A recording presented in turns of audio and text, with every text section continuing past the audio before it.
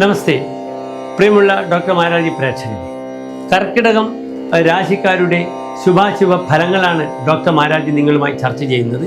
ഇവിടെ 1199 ഇടവമാസം 23-ാം തീയതി മുതൽ 31-ാം തീയതി വരെ, അതായത് 2024 ജൂൺ 6 മുതൽ 2024 ജൂൺ 14 വരെയുള്ള വ്യാഴാഴ്ച മുതൽ വെള്ളിയാഴ്ച വരെയുള്ള 8 ദിനങ്ങളുടെ ശുഭാശുഭ ഫലമാണ് നാം ചർച്ച ചെയ്യുന്നത്.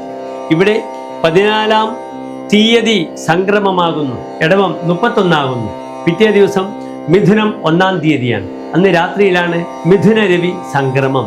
സംക്രമ ദിവസം നാം ശുഭകർമ്മങ്ങളൊന്നും ചെയ്യാറില്ല. ഇവിടെ കർക്കിടക രാശിയിൽ പ്രായണ ലഗ്നത്തിൽ മാന്തി, 3-ൽ കേതു, അഷ്ടമത്തിൽ ശനി, 9-ൽ രാഹു, 10-ൽ ചൊവ്വ, 11-ാം ഭാവത്തിൽ സൂര്യൻ, ചന്ദ്രൻ, ബുധൻ, ഗുരു, ശുക്രൻ, എല്ലാ ഗ്രഹങ്ങളും അതീവ വസുമദ്യോഗ കർത്താവായി 11-ാം ഭാവത്തിൽ നിൽക്കുന്നു. ലഗ്നാത് അതീവ വസുമാൻ, ധനപരമായ അഭിവൃദ്ധിയെ കാണിക്കുന്നു. ഈ വാരം 11-ാം ഭാവത്തിൽ ധനാധിപനായ സൂര്യൻ നിൽക്കുന്നതും വളരെ ഗുണമാണ്. രവസംഭവേസം ച ലാഭോപയാതെ നൃപദ്വാരതോ രാജമുദ്രാധികാര, രാജാവിന്റെ മുദ്ര അംഗീകാരം ചിഹ്നം തനിക്ക് ലഭിക്കുമെന്നാണ്. ധനപരമായ പ്രോസ്പെരിറ്റി ലഭിക്കുന്നു. ചില അവാർഡുകൾ വാങ്ങാൻ വേണ്ടി ദൂരയാത്ര, വിദേശത്തേക്ക് യാത്ര ചെയ്യേണ്ടുന്ന അവസ്ഥ ഇവിടെ കർക്കിടക രാശിക്കാർക്ക് സംജാതമാകുന്ന വാരമാകുന്നു. ഇത് യാത്രയ്ക്ക് ഏറ്റവും അനുകൂലമായ സമയമാകുന്നു ഈ വാരം. കർക്കിടക രാശിക്കാർ ദൂരയാത്രക്ക് പോകുന്ന ഗൃഹനാഥന് തൽക്കാലം ഭാര്യയുമായി അകന്നു നിന്ന് ഒരു ആഴ്ച ഒരു യാത്ര സൗഭാഗ്യം അനുഭവിക്കുന്ന വാരമാകുന്നു. കാരണം ഇവിടെ കർമ്മപതി, ജോലിയെ ചിന്തിക്കേണ്ടുന്ന ഗ്രഹം ചൊവ്വ വളരെ ശക്തമാണ്. നല്ല ശക്തമായ അംഗീകാരം അദ്ദേഹത്തിന് ലഭിക്കുന്നു. ഒരു സ്ഥാപനത്തിന്റെ GMന് തൻ്റെ കാര്യങ്ങൾ ഇംപ്ലിമെന്റ് ചെയ്യുവാനുള്ള ആ ഊർജ്ജസ്വലത കൈവരുന്നു, ധൈര്യം കൈവരുന്നു. അതുകൊണ്ട് കർമ്മമേഖലയൊക്കെ അധികം ചിന്തിക്കാതെ take the right decisions at the right time this week. ഈ ആഴ്ച എല്ലാം ശുഭകരമായി തീരുമാനിക്കുക. 9-ാം ഭാവത്തിലെ രാഹുവും തീർത്ഥസ്ഥലങ്ങൾ സന്ദർശിക്കുവാനുള്ള സൗഭാഗ്യത്തെ സൂചിപ്പിക്കുന്നു. ഫാമിലി ലൈഫിൽ വലിയ അഭിപ്രായ വ്യത്യാസങ്ങൾ ഇല്ലാതെ നീങ്ങാൻ ശ്രമിക്കുക. കാരണം വിവാഹവതിയായ ഗ്രഹം അഷ്ടമത്തിൽ നിൽക്കുന്നു. അതുകൊണ്ട് ഈ കർക്കിടക രാശിക്കാർക്ക് ഈ വാരത്തെ മഹനീയമാക്കാം. എല്ലാ ശനിയാഴ്ചകളിലും ഓം ശം ശനീശ്വരായ നമഃ എന്ന മന്ത്രം ജപിച്ചുകൊണ്ട് വളരെ ഭംഗിയായി ഉദയം മുതൽ 1 മണിക്കൂർ സമയം 5 തിരിയിട്ട് ശനീശ്വരന് സമർപ്പിക്കുക.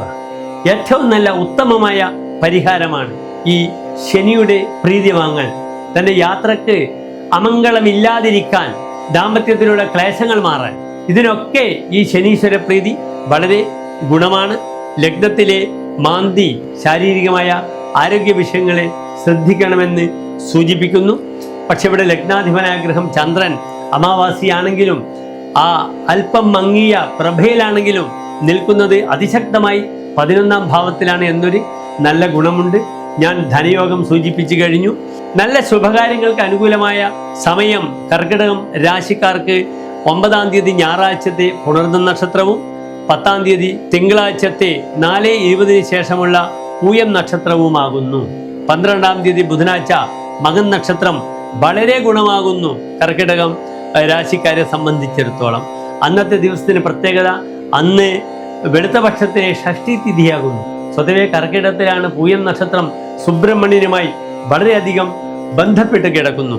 അതുകൊണ്ട് ഈ ഷഷ്ഠി തിഥിയിലുള്ള സുബ്രഹ്മണ്യ പൂജ, അദ്ദേഹത്തിന് ത്രിമധുരം, പഞ്ചാമൃതം ഒക്കെ ഓഫർ ചെയ്യുന്നത് വളരെയധികം ഗുണങ്ങൾ വരും. സന്താനങ്ങൾക്ക് പ്രായണ നല്ല സമയമാകുന്നു. അവരുടെ ഹയർ സ്റ്റഡീസ്, തുടർ വിദ്യാഭ്യാസം നന്നായി നടക്കട്ടെ. അവർക്ക് വേണ്ടുന്ന ബാങ്ക് ലോണിന് നിങ്ങൾ അപേക്ഷിക്കുക. കണിശമായും നിങ്ങൾക്ക് അവരുടെ പഠനത്തിന് വേണ്ടിയുള്ള ബാങ്ക് ലോൺ ലഭിക്കുന്ന വാരമായിരിക്കും ഈ വാരം. എല്ലാ പ്രിയപ്പെട്ട കർക്കിടക രാശി പ്രേക്ഷകർക്കും ഡോക്ടർ മാരാർജിയുടെ നന്ദി, നമസ്കാരം.